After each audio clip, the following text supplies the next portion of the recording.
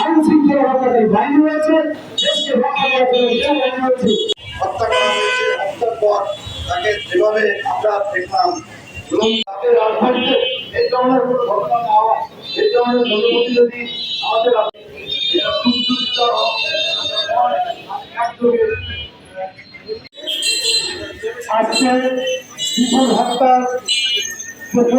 আমরা আমরা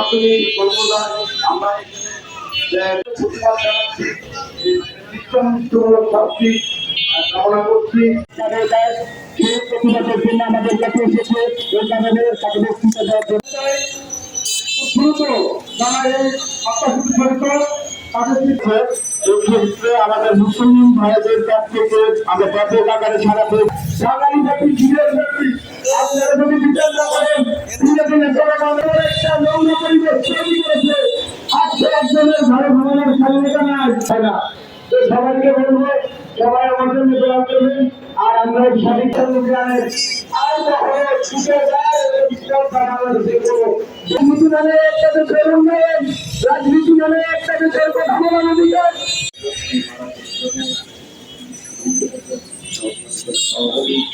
আমার ভাই আজকে পুড়িয়ে হত্যা করা হয়েছে।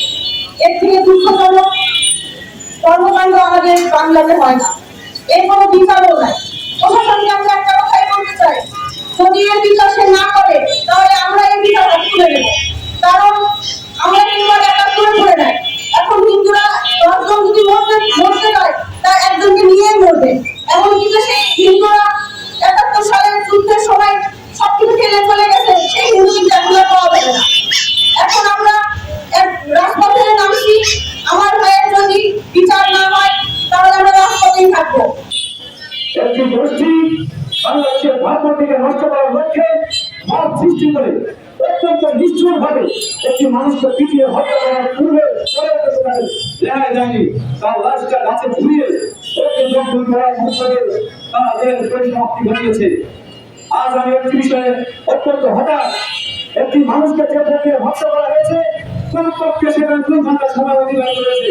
এই 2 ঘন্টা সময়ের মধ্যে কি বাংলাদেশের প্রশাসন নিশ্চিত ছিল তাদেরকে ধর্মীয় উচিত ছিল না? এই কারণে 1971 সালে 30 লক্ষ শ্রমিকের রক্তের বিনিময়ে 2 লক্ষ মানুষের সংগ্রামের বিনিময়ে অর্জিত স্বাধীন বাংলাদেশ স্বাধীন হয়েছিল। এই স্বাধীন দেশ তো হিন্দু মুসলিম বৌদ্ধ খ্রিস্টান সকল সম্প্রদায়ের স্বাধীন দেশ। এদেশ স্বাধীন হওয়ার পেছনে কিন্তু শুধুমাত্র একটি গোষ্ঠী বা একটি জনসংখ্যা একটি জনজাতি যুদ্ধ করেনি। পরিশেষে বাংলাদেশের প্রত্যেকটি নাগরিক যুদ্ধে ঝাঁপিয়ে পড়ে জীবনের মায়া ত্যাগ করে এদের স্বাধীন হয়েছিল শুধুমাত্র শান্তিতে বসবাস করার লক্ষ্যে। বেশ কয়েকদিন ধরে আমরা দেখতে পাচ্ছি যে বাংলাদেশে বিভিন্নভাবে বিভিন্ন মানুষকে হত্যা করা হচ্ছে। আমার একটাই দাবি, যুব হত্যার বিচার জনসম্মুখে না আসা পর্যন্ত আপনারা কেউ ঘরে থাকেন না, কেউ নিরাপদ থাকবে না। ভবিষ্যতে 2 মাস পরে পর্যায়ে আগুন জ্বালিয়ে দেবে।